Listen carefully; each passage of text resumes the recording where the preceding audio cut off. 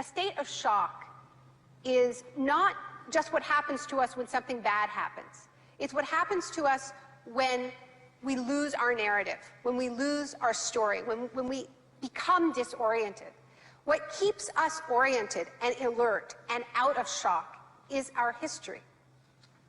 So a period of crisis like the one we're in is a very good time to think about history, to think about continuities, to think about roots. It's a good time to place ourselves in the longer human story of struggle.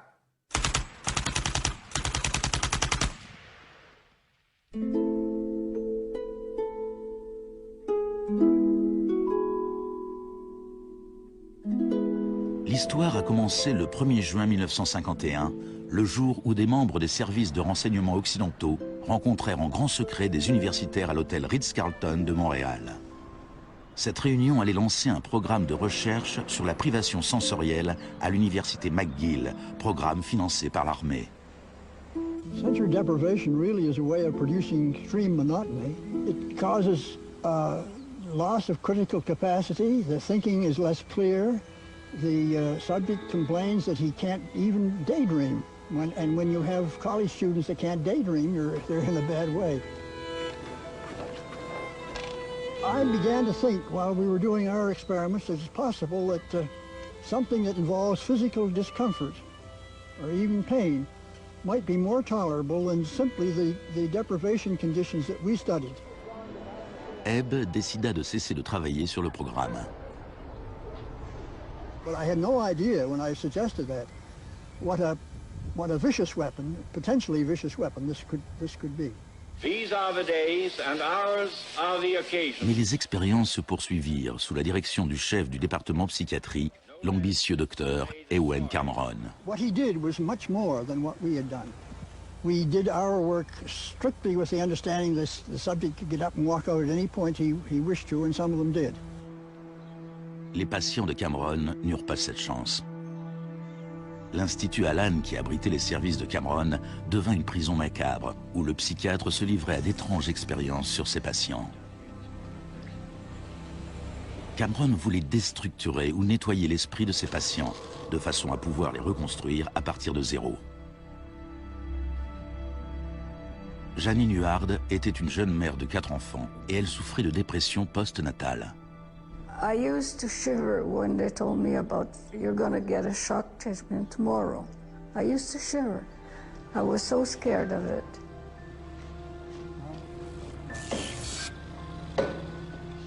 And I would wake up in another room, all mixed up and sad, and it used to make me very sad after. You're just like a zombie walking around. Cameron combinait électrochoc, cure de sommeil et messages enregistrés passés en boucle. It says, Janine, Janine, you are running away from your responsibility. You don't want to take care of your husband and children. All the time, the same thing. It sounds like you were being interrogated. Yes, interrogation, but for what purpose? Il ne fallut pas longtemps à la CIA pour mettre en pratique les expériences de Cameron. De nombreuses techniques du docteur figurent dans le Kubark, le manuel d'interrogatoire de l'agence. Les phrases suivantes en sont tirées. It's a fundamental hypothesis of this handbook that these techniques are in essence methods of inducing regression of the personality. There is an interval, which may be extremely brief, of suspended animation, a kind of psychological shock or paralysis.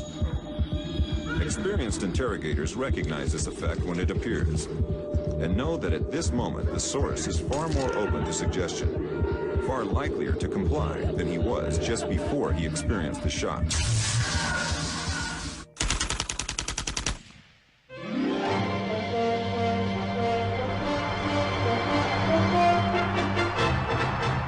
À l'époque où Ewen Cameron menait ses expériences à Montréal, l'adepte d'un autre type de choc exerçait ses talents pas très loin de là. Milton Friedman enseignait l'économie à l'université de Chicago. Il croyait qu'une thérapie de choc appliquée à l'économie pousserait la société à accepter une forme plus dérégulée du capitalisme. En octobre 2008, au paroxysme de la plus grave crise financière depuis 1929, Naomi Klein se rendit à l'université de Chicago pour tenir une conférence sur Milton Friedman. When Milton Friedman turned 90, the Bush White House held a birthday party for him. And everyone made speeches, including George Bush. But there was a really good speech that was given by Donald Rumsfeld. My favorite quote in that speech from Rumsfeld is this. He said, "Milton is the embodiment of the truth that ideas have consequences." What I want to argue here is that the economic chaos that we're seeing right now on Wall Street and on Main Street and in Washington stems from many factors, of course, but among them are the ideas of Milton Friedman. Le krach de Wall Street en 1929 entraîna la Grande Dépression des années 30.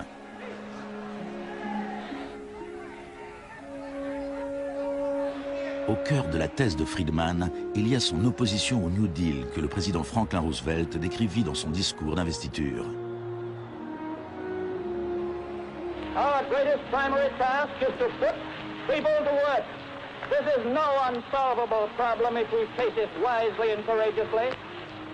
Let me assert my firm belief that the only thing we have to fear is fear itself. Influencé par les idées de John Keynes, Roosevelt lança un vaste programme d'emploi dans les services publics afin de résorber le chômage. Today, depression is a fading memory. Millions of men and women have found employment, and with it confidence and hope. Ce ne fut pas si simple. La dépression dura jusqu'à la Seconde Guerre mondiale, mais après la guerre, le plan Marshall répandit en Europe le modèle keynésien de régulation et d'intervention de l'État.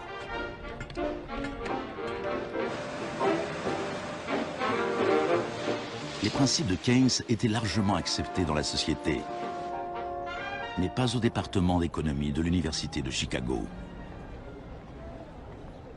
Milton Friedman from this university waged a war against the New Deal.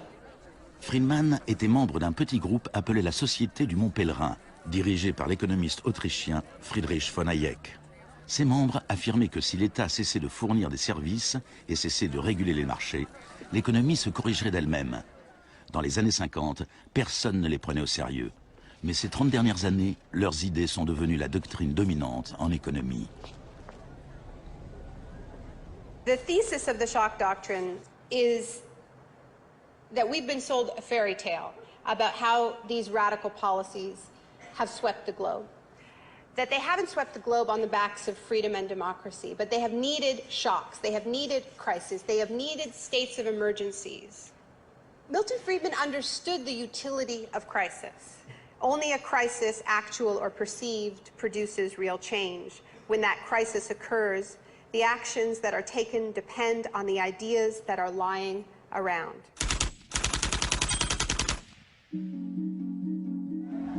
C'est au Chili que les disciples de Friedman apprirent pour la première fois à exploiter un choc ou une crise de grande ampleur. Usually the official storytellers of neoliberalism, the official publicists, don't even mention Chile. They start the story with Thatcher and Reagan because it's much more flattering that way. Dans les années 50 et 60, les politiques progressistes de développement mises en œuvre au Chili étaient un exemple pour tous leurs voisins. L'État investissait dans la santé, l'éducation et l'industrie. Les sociétés américaines commencèrent à s'inquiéter pour leurs investissements. La réaction du département d'État américain fut de financer les études des étudiants chiliens et sud-américains afin qu'ils puissent venir étudier l'économie de marché auprès de Milton Friedman. The University of Chicago had a joint arrangement with the Catholic University of Chile, under which a great many Chilean students came to the University of Chicago, were trained by us and received PhDs. Ces étudiants retournèrent au Chili pour y enseigner. Le département économie de l'Université catholique de Santiago devint une mini-école de Chicago. Arnold Harberger, l'économiste responsable du programme, se décrivait lui-même comme un missionnaire dévoué corps et âme. En 1970, le gouvernement d'unité populaire de Salvador Allende remporta les élections en présentant un programme de nationalisation de larges secteurs de l'économie. la compagnie de téléphone chilienne appartenait en majorité à une compagnie américaine, ITT, qui fut à la pointe du combat pour empêcher l'élection d'Allende.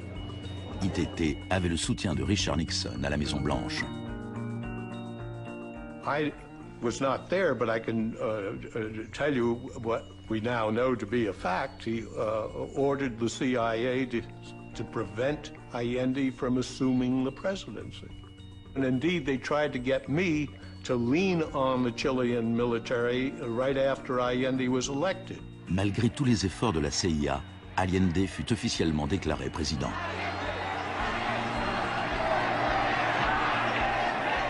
Richard Nixon donna l'ordre au directeur de la CIA de faire hurler l'économie. Señor Nixon es presidente de Estados Unidos y yo soy presidente de Chile. Yo no tendré un término despectivo contra el señor Nixon mientras el señor Nixon respete al presidente de Chile. On lança les préparatifs d'un coup d'État militaire. Les Chicago Boys chiliens élaborèrent un programme économique de 500 pages, la brique. Grâce à des fonds américains, on fit tout pour déstabiliser l'économie. Les chauffeurs routiers firent grève, paralysant l'ensemble des usines et des magasins. Il y eut une première tentative de coup d'État le 29 juin 1973. Et puis, le 11 septembre, l'armée commandée par le général Pinochet prit d'assaut le palais présidentiel.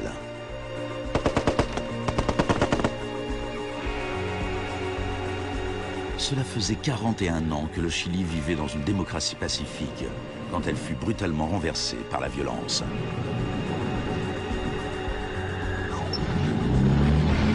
Pinochet et ses partisans décrivirent ce putsch comme une guerre. Il en avait en effet tous les aspects.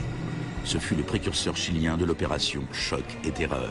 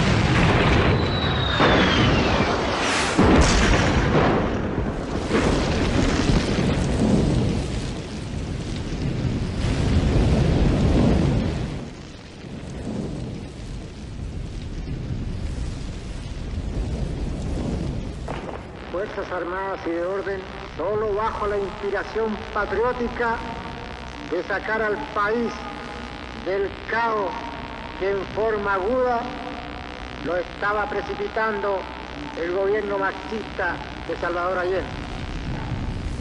Les Chicago Boys remirent leur programme économique, la brique, à Pinochet.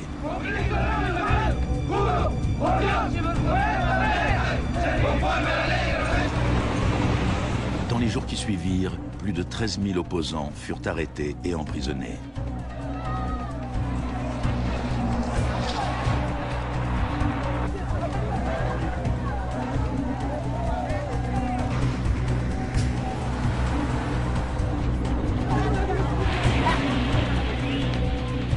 Des milliers de prisonniers furent enfermés dans le stade national. Beaucoup furent torturés. Dans le monde entier, on parlait du Chili. ¿Cuántas personas?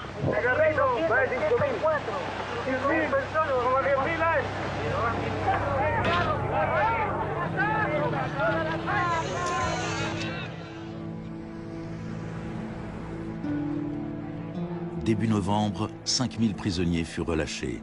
Les 900 hommes qu'ils laissaient derrière eux furent transférés dans d'autres centres de détention.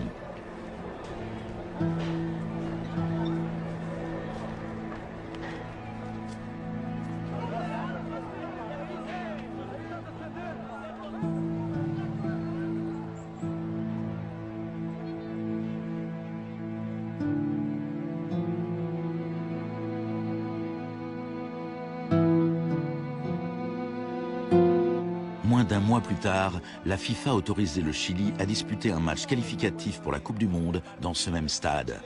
Leur adversaire, l'Union soviétique, refusa d'y jouer. Le Chili fut autorisé à marquer dans un but vide et put ainsi disputer la Coupe du Monde 1974.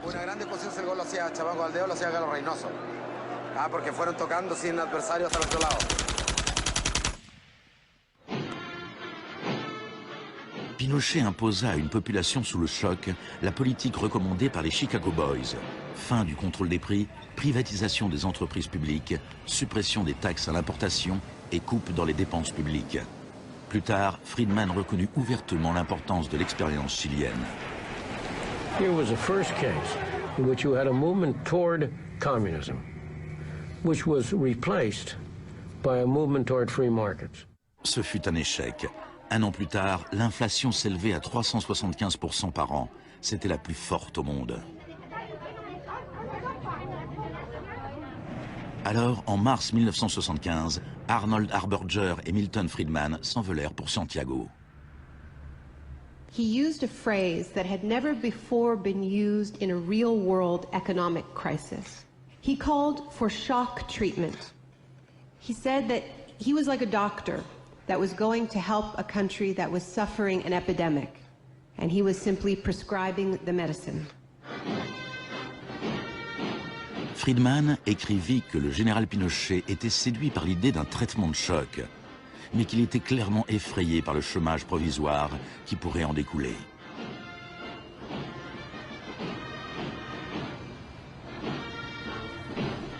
Il devint rapidement évident que la politique économique de Friedman bénéficiait aux riches au détriment des pauvres. On a calculé qu'une famille qui essayait de survivre avec un salaire moyen devait consacrer 74% de ses revenus à l'achat du pain.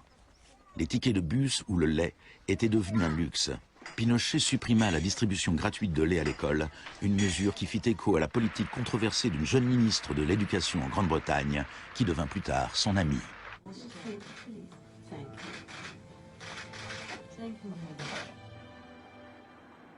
Pour mettre en œuvre cette politique économique, il fallait avoir un ennemi à craindre. Tampoco creo que se haya triunfado totalmente sobre el marxismo. El marxismo es como un fantasma. Cuesta mucho tomarlo. Mejor dicho, no se puede tomar.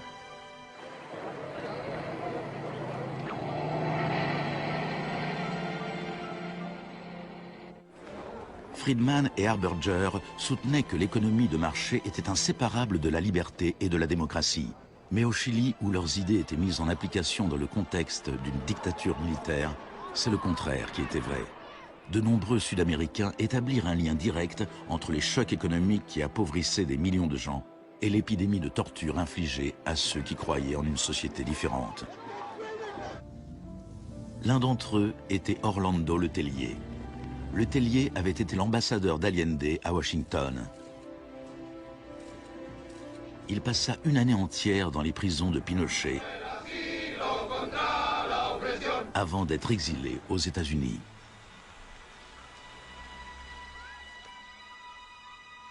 Voici ce qu'écrivait Letelier en 1976.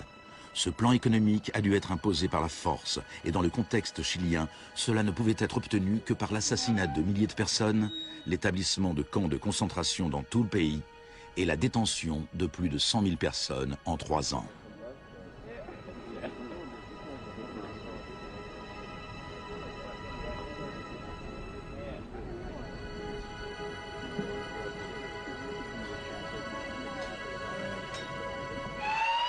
Moins d'un mois plus tard, Letelier fut tué dans un attentat à la bombe. Good evening. A powerful bomb today tore through a car as it was driving along Washington's usually quiet Embassy Row. The Chilean was Orlando Letelier, who also had been foreign minister during the last months of the late Salvador Allende's Marxist regime. Richard Roth reports. Un membre de la police secrète de Pinochet, Michael Townley, était derrière l'attentat. Il était entré aux États-Unis grâce à un faux passeport avec l'accord de la CIA. Michael, buenas noches. Buenas noches, Pablo. La opinión del Poder Judicial chileno, ¿hay confianza en él? Mire, yo confío plenamente en la justicia chilena como patriota y luchador antimarxista y juntista por sobre todas las cosas. Malgré sa confiance, Thornley fut extradé aux États-Unis et condamné pour le meurtre de Letelier. Au Chili, la dictature militaire de Pinochet dura 17 ans. Et pourtant, Harberger refusait toujours de voir la réalité. You cannot have a repressive government for long within a genuinely free economic system. L'année même où Orlando Letelier fut assassiné, Milton Friedman reçut le prix Nobel d'économie. You know, you people have such a distorted idea of what went on. Let me tell you some facts. Number one, I was offered 2 honorary degrees by universities in Chile before I went down. I refused to take them because those universities were being supported in part by public funds, and I did not want to appear in any way to provide any support to the political system in Chile. I'm not a representative of Chile. I'm not an advisor to Chile. I have no commitments to the government of Chile.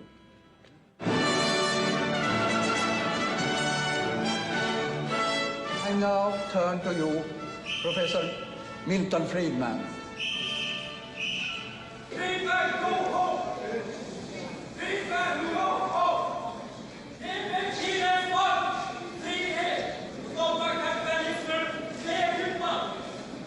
I am very sorry for this incident.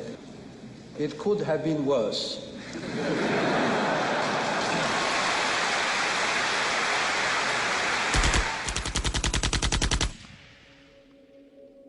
What I'm trying to do in the shock doctrine is tell an alternative history of how this savage stream of pure capitalism that we've been living, capitalism unrestrained, came to dominate the world. Le Chili n'était pas le seul pays d'Amérique latine qui suivait la politique préconisée par l'école de Chicago. Les disciples de Friedman tenaient des postes clés au Brésil et ils conseillaient le gouvernement uruguayen.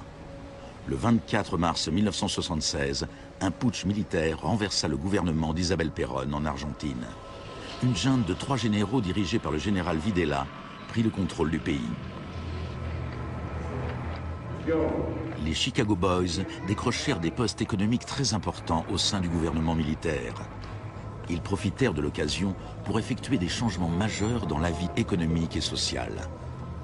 Moins d'1 an après le coup d'État, les salaires avaient perdu 40% de leur valeur. Les usines fermaient. La pauvreté se multipliait. Comme au Chili, il a fallu terroriser la population pour lui faire accepter ces mesures économiques. Videla avait appris de Pinochet. Il adopta la tactique des disparitions. Mélange de terreur publique et privée, ces disparitions étaient souvent exécutées en plein jour, mais elles pouvaient toujours être niées.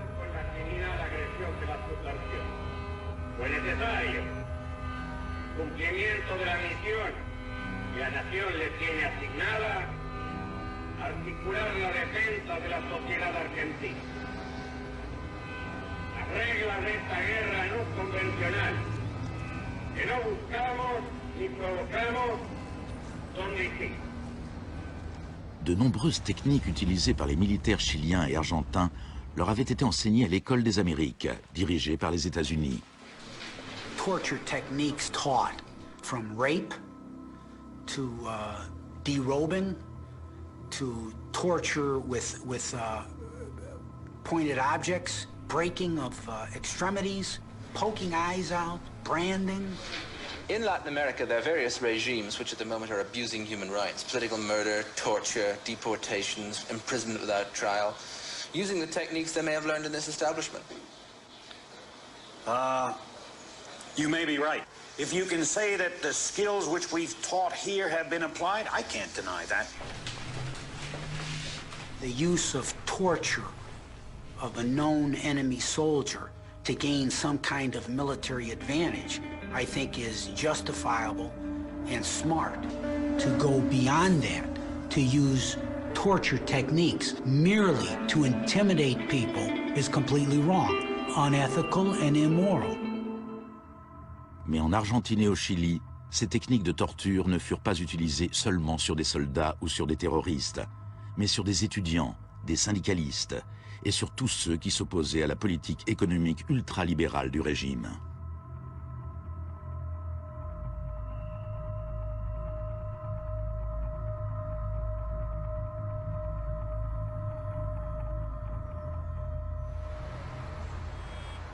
En 1978, la junte accueillit la Coupe du Monde en Argentine. La finale se joua dans un stade situé à 1 kilomètre à peine du plus grand centre de détention du pays, où des milliers de prisonniers étaient torturés. Decir que con los goles, con el grito de gol, se tapaba la voz de los secuestrados, los gritos de los secuestrados era una realidad.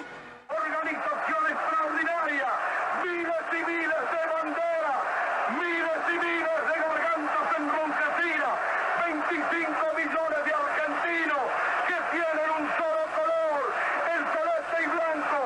El fútbol ha hecho el milagro del país, de este país maravilloso que nos siguen atacando aquellos. Et l'Argentine poussa le régime de la terreur encore plus loin que le Chili. Parmi les disparus se trouvaient des centaines de femmes enceintes. On les laissa accoucher avant de les exécuter. De todas aquellas mujeres que estaban embarazadas, les permitieron tener a sus hijos para una vez que nacieran, sacárselos. Y eso sucedió con 500. Yo soy uno de esos 500. Ces enfants, qui pour beaucoup d'entre eux furent élevés par des familles liées à l'armée, rappelaient clairement le projet de la junte qui visait à reconstruire la société tout entière.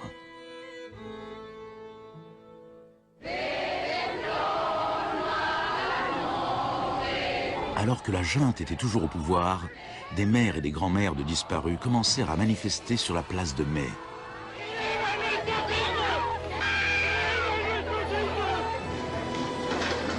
Elles se firent détectives et se lancèrent à la recherche des enfants disparus. Après l'effondrement de la junte, certains enfants furent retrouvés et rendus à leur famille. Parfois, on trouvait leurs restes. La plupart du temps, on ne retrouvait rien.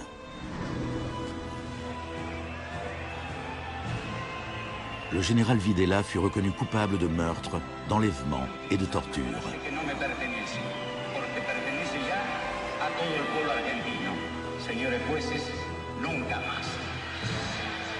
Il fut condamné à la prison à perpétuité.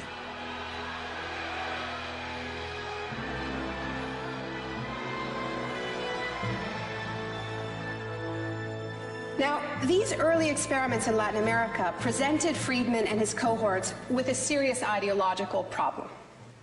Friedman had promised that these policies would not just make the elites richer, but that they would create the freest possible societies, that this was a war against tyranny, that capitalism and freedom went hand in hand.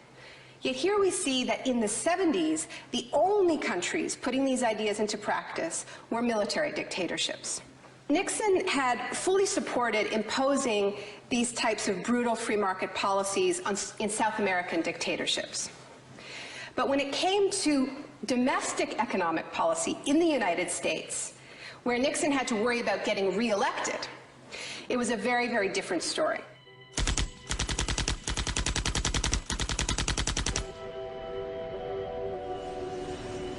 Friedman entretenait d'excellentes relations avec Nixon.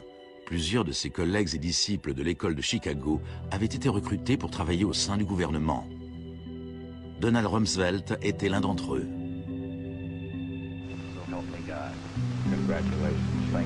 Mais en 1971, en plein marasme économique, Nixon tourna le dos aux idées de Friedman et imposa une politique de contrôle des salaires et des prix.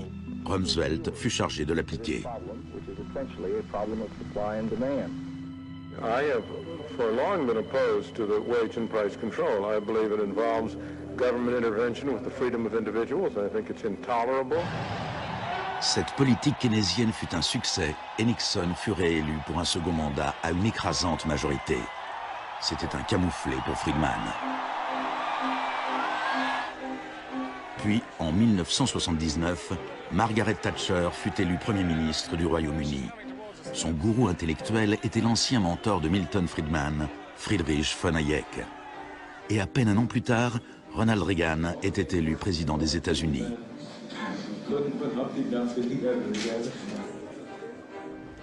La Grande-Bretagne et les États-Unis étaient désormais dirigés par des Friedmaniens sans état d'âme. Margaret Thatcher's program when she came in had 4 planks. Cut government spending, cut tax rates, reduce government ownership and operation of industries or regulation of industry, and have a moderate and stable monetary policy to bring down inflation.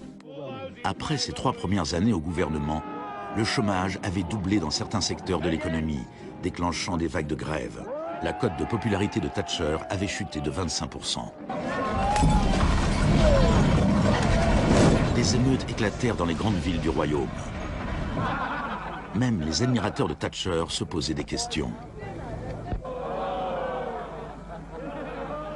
The economic performance of the Thatcher government has been mixed.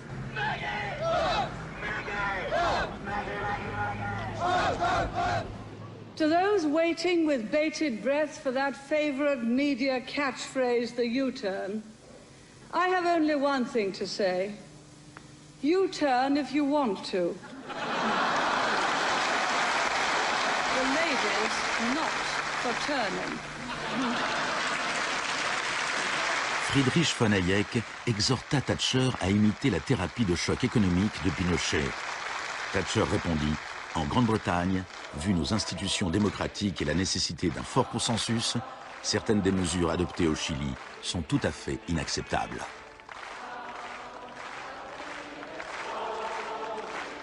Thatcher's profound unpopularity seemed to be proving once again that free market fundamentalism was simply too unpopular, too directly harmful to too many people to survive in a democratic state where governing requires getting the consent of the governed, unlike a military dictatorship. What pulled Thatcher back from the abyss and ultimately saved the project was a crisis. Indeed, it was the ultimate crisis. It was a war. We are here because for the first time for many years, British sovereign territory has been invaded by a foreign power. The government has now decided that a large task force will sail as soon as all preparations are complete. HMS Invincible will be in the lead. La plupart des Britanniques n'avaient jamais entendu parler des îles Malouines. Mais quand l'Argentine envahit ce petit archipel perdu à des milliers de kilomètres dans l'Atlantique Sud, Thatcher sauta sur l'occasion et justifia son surnom de Dame de Fer. Gentlemen, I've just heard that the white flag is flying over Stanley. La guerre fut terminée en moins de 3 mois. Quand les troupes revinrent en Grande-Bretagne, une vague de célébrations patriotiques déferla sur le pays. Thatcher remporta les élections de 1983 avec une écrasante majorité. Elle pouvait maintenant lancer une thérapie de choc économique semblable à celle qu'on avait vue au Chili.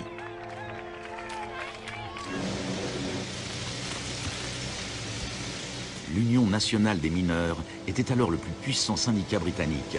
Quand l'Office national du charbon décida de fermer les puits, les mineurs ripostèrent par la grève. Parts of central London are brought to a halt as thousands of miners and sympathizers march through the city in support of the miners' strike. It's Britain's longest and most bitter since 1926 and the most expensive ever.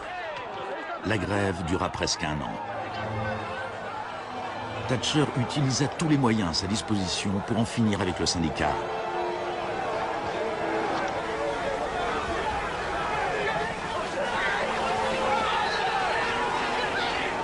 Les mineurs finirent par perdre la bataille. Thatcher utilisa sa victoire pour imposer la révolution des Chicago Boys en Grande-Bretagne. On lança des campagnes publicitaires pour promouvoir le gigantesque programme de privatisation. Thatcher vendit l'industrie de l'acier, le service des eaux, les compagnies d'électricité, de gaz, le téléphone, les compagnies aériennes et le pétrole. Les HLM furent vendus, les services municipaux soumis à adjudication. En En 1986, les systèmes bancaires et financiers furent dérégulés. On parla de Big Bang. No one here tonight needs reminding that the Big Bang is only a beginning. Dans la Grande-Bretagne d'avant Thatcher, un PDG gagnait 10 fois plus qu'un ouvrier. En 2007, il gagnait plus de 100 fois plus.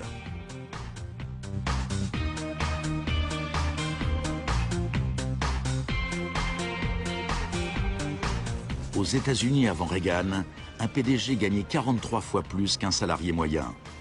En 2005, il gagnait plus de 400 fois plus que ce même salarié. Friedman reconnut ouvertement l'importance de Thatcher et Reagan dans la propagation des idées de l'école de Chicago à travers le monde. The coincidence of Thatcher and Reagan having been in office at the same time was enormously important for the public acceptance worldwide of a different approach to economic and monetary policy. Thank you very much. What I'm describing now is a plan and a hope for the long term. The march of freedom and democracy, which will leave Marxism, Leninism on the ash heap of history as it has left other tyrannies which stifle the freedom and muzzle the self-expression of the people.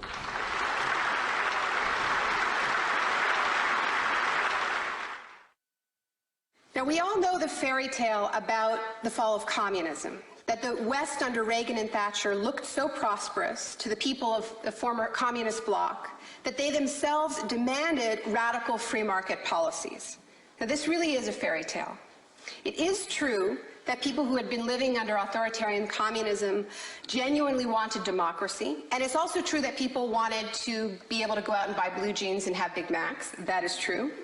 But that does not mean that they wanted the kind of Wild West capitalism of oligarchs gone mad and no social protections that so many Eastern Bloc countries actually ended up with and suffer under to this day. Thatcher, qui avait fait tout ce qu'elle pouvait pour briser la puissance des syndicats en Grande-Bretagne, se rendit en Pologne en 1988 pour afficher son soutien au syndicat ouvrier Solidarność.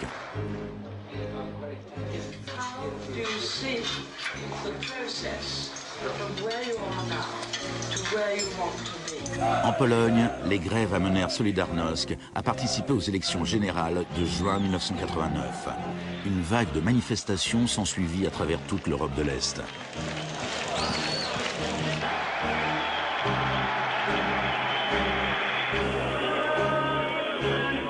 Par le passé, l'Union soviétique avait écrasé par la force tout mouvement démocratique. Mais l'Union soviétique avait à sa tête un nouveau type de leader. Mikhail Gorbatchev était engagé à fond dans la glasnost et la perestroïka. Il parlait d'une troisième voie, d'une transition progressive vers une social-démocratie à la scandinave, quelque chose qui serait situé entre l'économie de marché capitaliste et le communisme. Gorbatchev plaisait au public et aux politiciens occidentaux.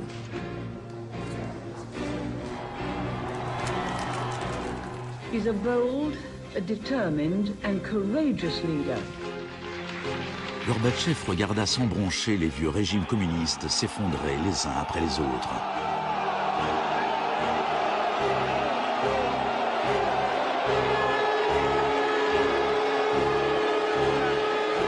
À la fin de l'année, le plus célèbre symbole de la division de l'Europe s'écroulait.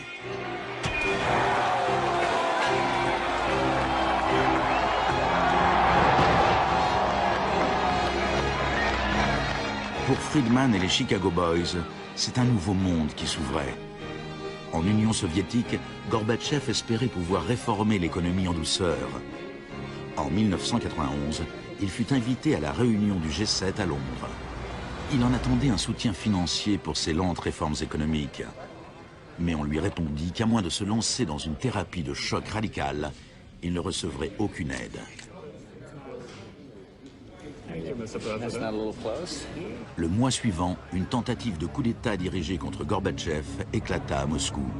Les tenants de la ligne dure au sein du Parti communiste firent arrêter Gorbatchev dans sa maison de vacances en Crimée. Les tanks encerclèrent la Maison Blanche, le Parlement russe.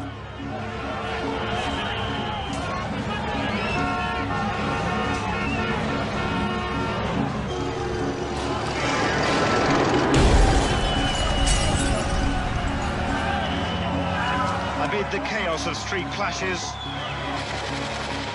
it was obvious that to reinforce their position, the hardliners would have to resort to violence.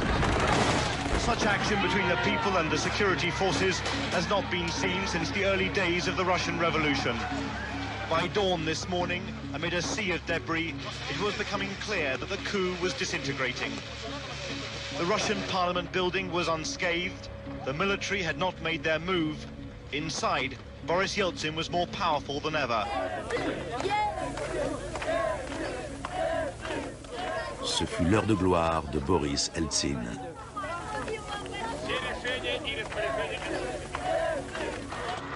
Gorbatchev fut libéré et revint à Moscou, mais son pouvoir était très affaibli. Я выражаю признательность за принципиальную позицию россиянам, президенту России Борису Николаевичу Ельцину. En décembre 1991, l'Union soviétique fut officiellement dissoute. Ce fut un choc immense pour le peuple russe. Eltsine avait désormais la haute main sur l'économie au sein de la Fédération russe. L'économie de marché fit son apparition dans le pays. Ce fut le chaos. L'adoption par la Russie des principes de l'école de Chicago marqua une nouvelle étape dans la croisade du marché libre. Il y avait encore tout le choc, mais aucune thérapie.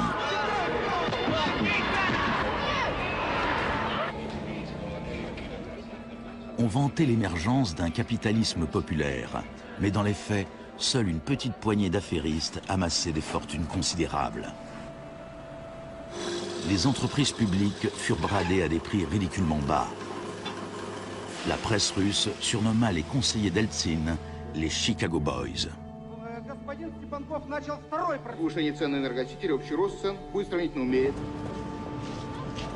La thérapie de choc appliquée par Eltsine fut telle qu'en 1992, la consommation moyenne avait chuté de 40% en un an. Un tiers des Russes vivaient sous le seuil de pauvreté et les salaires étaient versés avec des mois de retard. One expert today predicted 140 million Russians will soon be living below the poverty line. La corruption sévissait partout. Le crime organisé explosa. Moscou était devenu le nouveau Far West.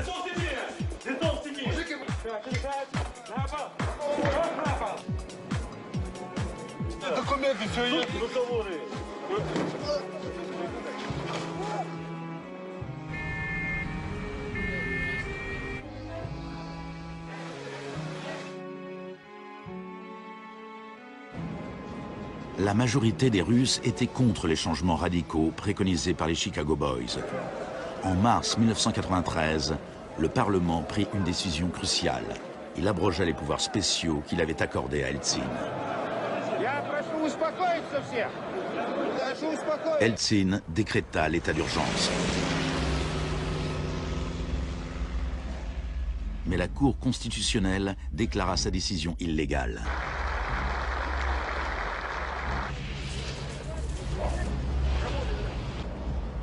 Le 21 septembre, Eltsine opta pour la solution Pinochet et fit dissoudre le Parlement. Сегодняшнего дня прерывается осуществление законодательной, распорядительной и контрольной функций съезда народных депутатов. L'Occident pesa de tout son poids du côté d'Eltsine. We feel that Boris Yeltsin is the best hope for democracy in Russia. 2 jours plus tard, le Parlement votait la destitution d'Eltsine par 636 voix contre 2. Des milliers de partisans des parlementaires s'assemblèrent devant la Maison-Blanche et marchèrent sur l'immeuble de la télévision.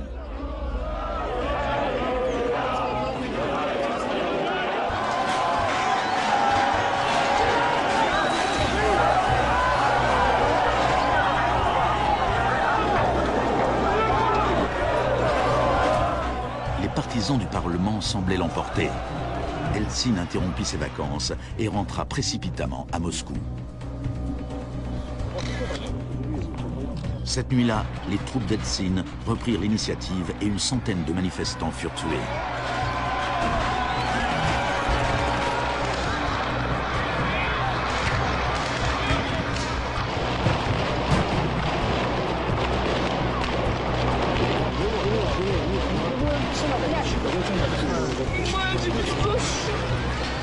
Le 4 octobre, Eltsine donna l'ordre à ses troupes d'attaquer la Maison Blanche, faisant pilonner le bâtiment même qu'il avait défendu 2 ans plus tôt.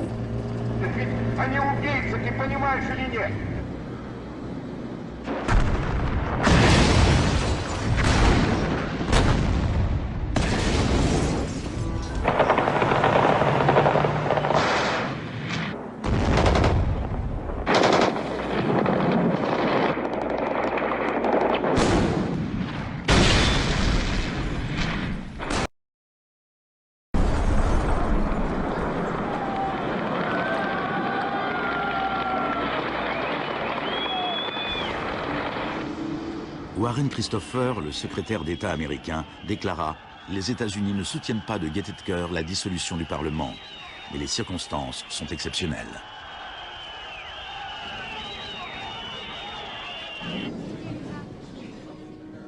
Eltsine avait désormais le pouvoir absolu et suivant les conseils de ses Chicago Boys, il développa un capitalisme des copains. On privatisa ce qui restait des entreprises industrielles d'État, en créant au passage une nouvelle classe d'hommes d'affaires milliardaires, dotés d'une énorme influence politique, les oligarques. En 1998, 80% des fermes russes étaient en faillite et 70 000 usines d'État avaient fermé. En 8 ans, le nombre de Russes vivant dans la pauvreté avait augmenté de 72 millions. Et pendant ce temps, Moscou était devenue la ville où l'on trouvait le plus de milliardaires au monde.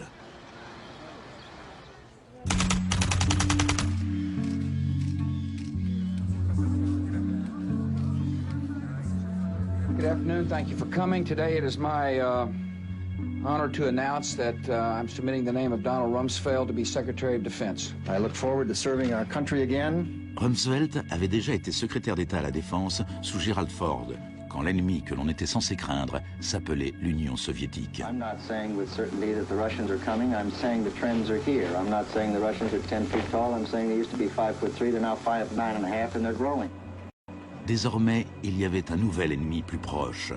Dans un discours tenu le 10 septembre 2001, Rumsfeld annonça son intention de privatiser une grande partie de l'armée américaine. Milton Friedman aurait été fier de lui. Rumsfeld déclara « Le sujet aujourd'hui, c'est un adversaire qui pose une menace sérieuse pour la sécurité des États-Unis d'Amérique. Cet adversaire est l'un des derniers bastions de la planification. Il gouverne en imposant des plans quinquennaux. Cet adversaire vous rappelle peut-être l'ex-URSS, mais cet ennemi-là a disparu. Cet adversaire est plus proche de nous. C'est la bureaucratie du Pentagone. Aujourd'hui, nous déclarons la guerre à la bureaucratie. » Le lendemain, le vol 77 d'American Airlines s'écrasait sur le Pentagone, causant la mort de 184 personnes.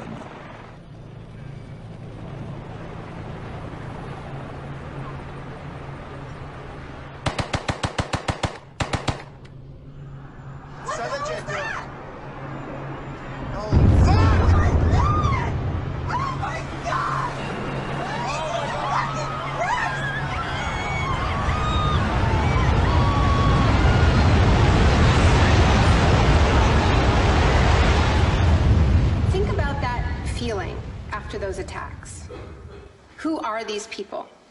Where did they come from? Why do they hate us? There was a total loss of collective narrative. We were not living in the world that we thought we lived in.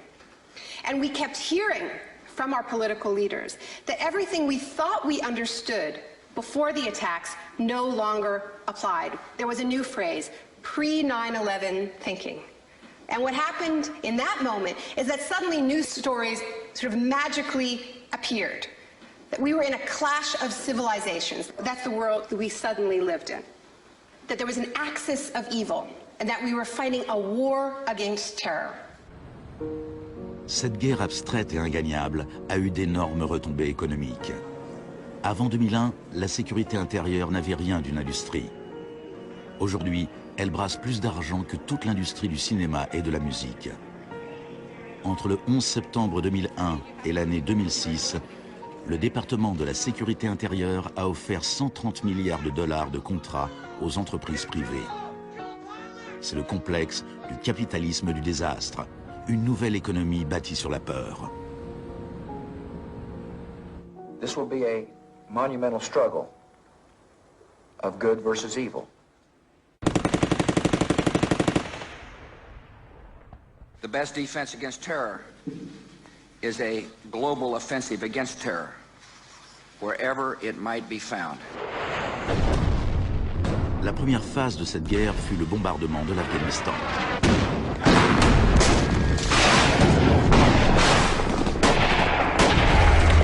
Le gouvernement des talibans fut rapidement renversé.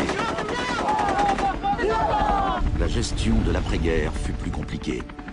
Our fight against terrorism began in Afghanistan, but it will not end there. We're primarily looking at detainees that we can use. We're collecting intelligence.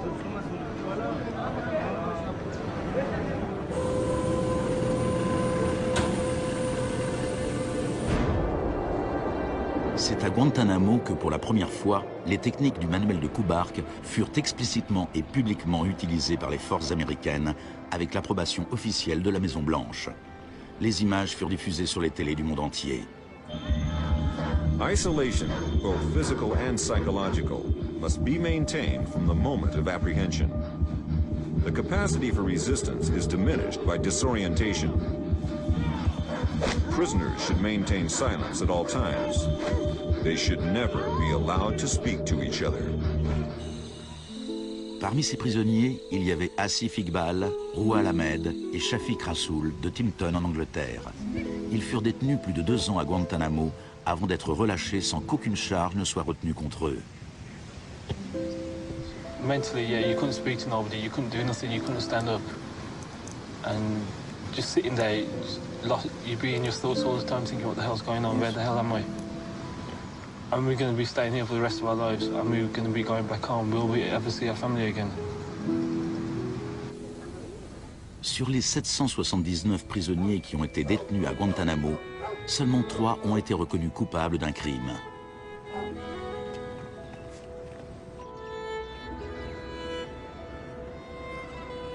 Well, the only thing I know for certain is that these are bad people.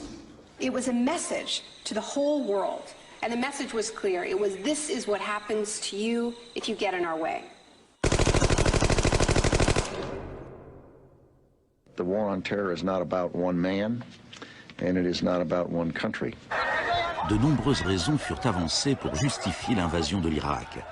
Mais si les États-Unis avaient vraiment voulu attaquer un pays où se cachaient sans doute les chefs d'Al-Qaïda, un pays qui possédait l'arme nucléaire et qui vendait cette technologie nucléaire à d'autres pays, alors c'est le Pakistan qui aurait dû être visé.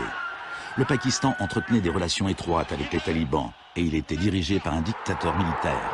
Mais George Bush choisit comme cible l'Irak, un pays qui possédait les 3e plus grandes réserves de pétrole au monde.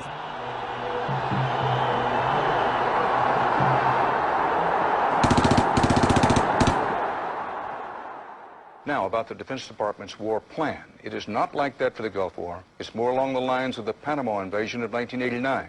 CBS News has been told it would start on what's called A-Day. A as in airstrikes. Airstrikes so devastating, they would leave Saddam's soldiers unable or unwilling to fight. The idea is to rain down the thunder so hard as to create, quote, shock and awe. If the Pentagon sticks to its current war plan, one day in March, the Air Force and Navy will launch between 300 and 400 cruise missiles at targets in Iraq. More than were launched during the entire 40 days of the first Gulf War. The sheer size of this has never been seen before, never been contemplated before.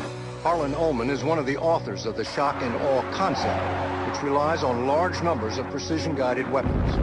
So that you have this simultaneous effect, rather like the nuclear weapons at Hiroshima, not taking days or weeks, but in minutes.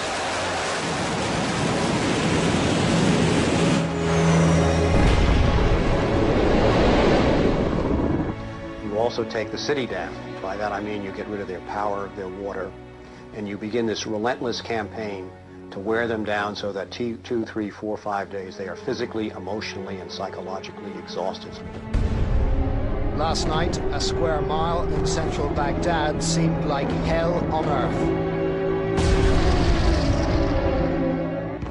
Pendant la première vague des bombardements, les habitants de Bagdad subirent une version de la privation sensorielle décrite dans le manuel de Kubark.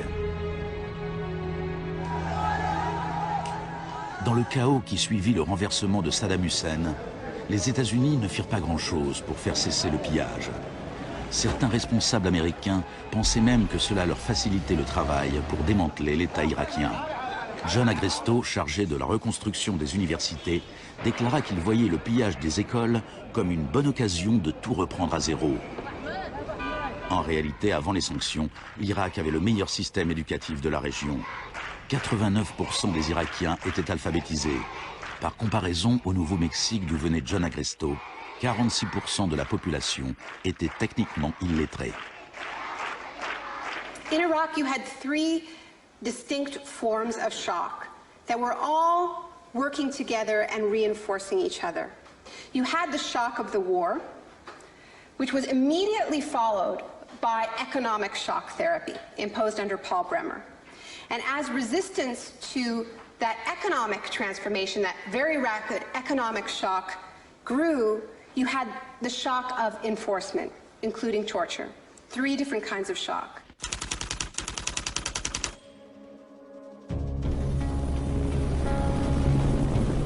En mai 2003, Paul Bremer fut nommé administrateur américain en Irak. 2 semaines après son arrivée, il déclara le pays ouvert aux affaires. We consider that the coalition had very broad authorities to determine the direction of the Iraqi economy. Bremer ne connaissait pas grand-chose à l'Irak, mais il connaissait bien le capitalisme du désastre. Dès le début du boom de la sécurité intérieure, il s'était lancé comme expert conseil dans le domaine des mesures de crise. Today is a very important day in Baghdad. Bremer passa les 4 premiers mois à signer des décrets tout droit sortis de l'école de Chicago. Rumsfeld décrivit les nouvelles lois irakiennes en matière d'investissement et d'impôts comme les lois les plus avancées et les plus incitatives du monde libre. L'une des premières décisions de Bremer fut de licencier 500 000 fonctionnaires. Ce fut présenté comme une mesure de débahatification, mais le démantèlement de l'État était aussi une mesure typiquement friedmanienne. On promit des aides pour la reconstruction.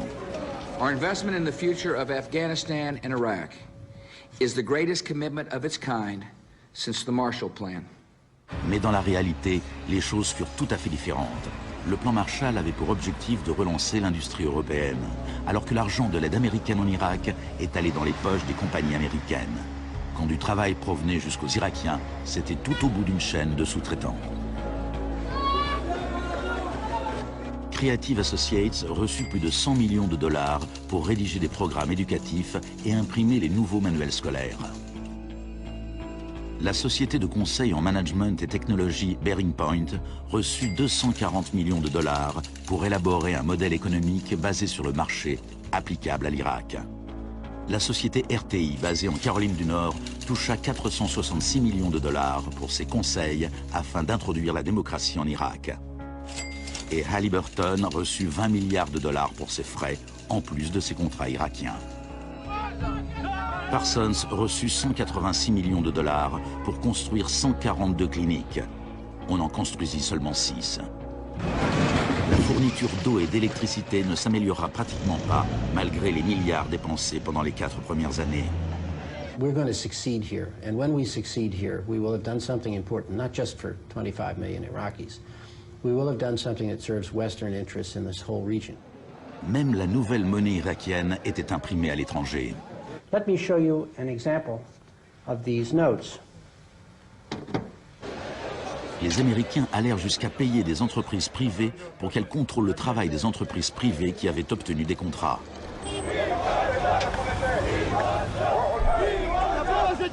I was in Baghdad in 2004, and this is the period when bombs started to go off regularly in Baghdad. In fact, the night that I arrived, a bomb went off very near our hotel.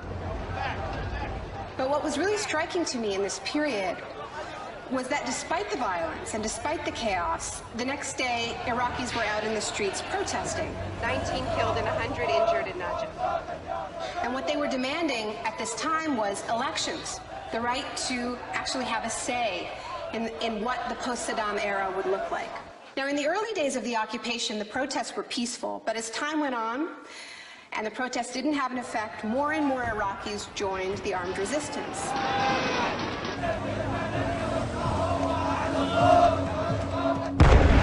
La violence devint le lot quotidien.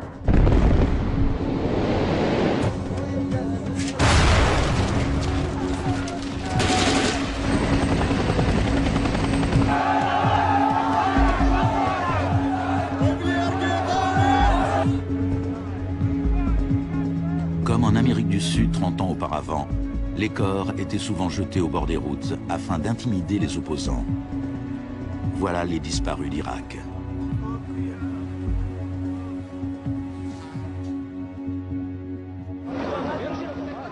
Il fallut prendre des mesures extrêmement violentes pour supprimer l'opposition.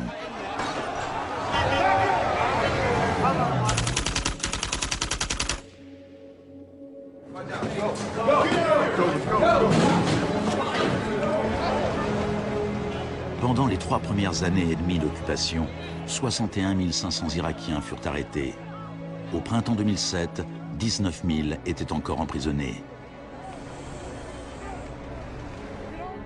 En prison, ils subirent des interrogatoires dont les techniques remontaient à celles que la CIA avait mises au point à la suite des expériences du docteur Cameron dans les années 50.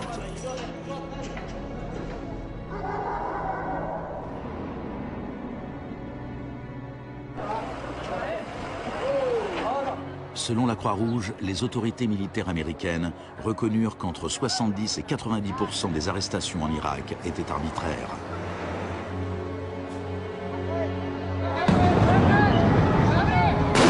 Le chaos irakien ressemble bien à un échec pour la thérapie de choc.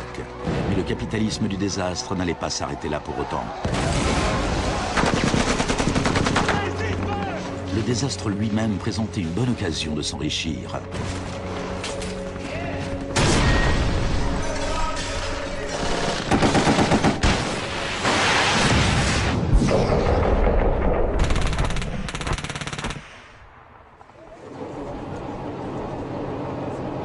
Les dépenses militaires américaines ont pratiquement doublé depuis 2001. Elles frôlent maintenant les 700 milliards de dollars par an. Déjà en 1961, le président Eisenhower, qui était pourtant tout sauf un homme de gauche, soulignait les dangers d'un appareil militaire trop puissant. Now this conjunction of an immense military establishment and a large arms industry is new in the American experience. We must guard against the acquisition of unwarranted influence, whether sought or unsought, by the military-industrial complex. We must never let the weight of this combination endanger our liberties or democratic processes. Il n'y a jamais eu dans l'histoire récente de guerre aussi privatisée que cette guerre en Irak. La zone verte de Bagdad est une version extrême de ce qui se passe ailleurs sur la planète. On a là un monde privatisé qui vit en sécurité, protégé du chaos extérieur.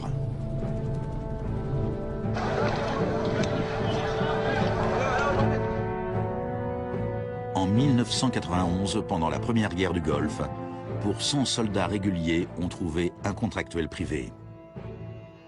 En 2003, au début de la guerre en Irak, pour 100 soldats, on comptait 10 contractuels.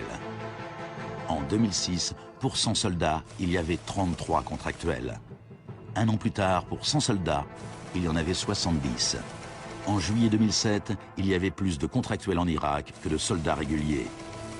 On était bien au-delà de ce que Milton Friedman lui-même aurait osé rêver. The only things I would not denationalize are the armed forces, the courts, and some of your roads and highways. L'une des plus importantes sociétés de sécurité était la société américaine Blackwater. En avril 2004, pendant le soulèvement de Najaf, Blackwater prit le commandement des opérations, malgré la présence des Marines. Des dizaines d'Irakiens furent tués lors des combats. Les États-Unis avaient garanti aux mercenaires qu'aucune loi irakienne ne s'appliquerait contre eux. Ils opéraient donc en toute impunité, un peu comme à Guantanamo. I asked your Secretary of Defense a couple months ago what law governs their actions. Mr. I was going to ask him. Go ahead.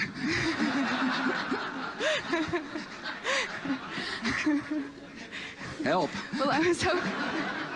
De même que la thérapie de choc de Cameron laissait ses patients perdus et brisés, les multiples chocs infligés à l'Irak ont réduit le pays à un violent chaos sectaire, sans foi ni loi.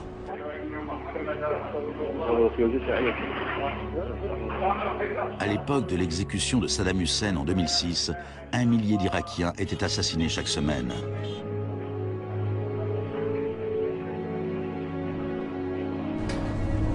En avril 2007, le Haut Commissariat des Nations Unies pour les réfugiés estimait à 4 millions le nombre de personnes qui avaient dû quitter leur maison. des centaines de milliers d'Irakiens étaient morts. I think the historians will write very clearly that we did a great and noble thing here.